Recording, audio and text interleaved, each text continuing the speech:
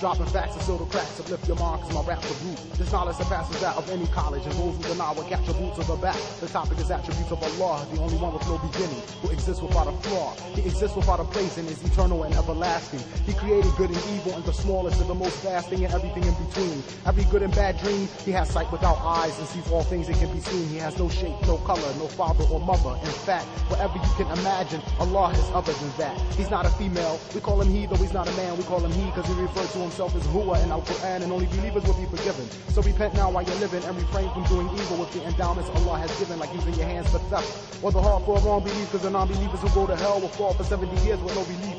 And when they hit the bottom, they would never be released, because in the fire there's no peace. The grief would never cease to decrease. So in your heart, there should be fears for the one who hears without ears. Before the sun comes from the west, you best repent and do your prayers.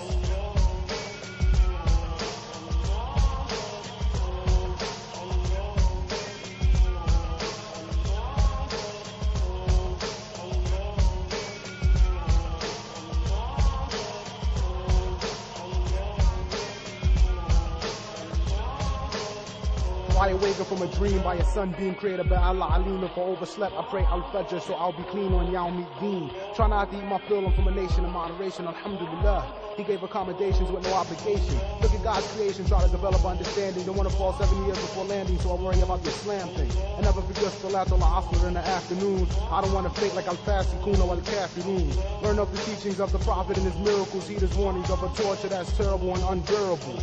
Because Allah will send Munkar and Nakir to hit the kafir with the hammer behind his head, between his ears, and when in his grave, his place in hellfire will be seen. And when his body decays, his soul will go down in Sijin, which is a place in the creation. The soul receives torture in that section until the day of the resurrections of the questions. So my suggestion, do your best in Islam and endeavor. The hardships of this short life can earn you the pleasures of Al-Jannah forever.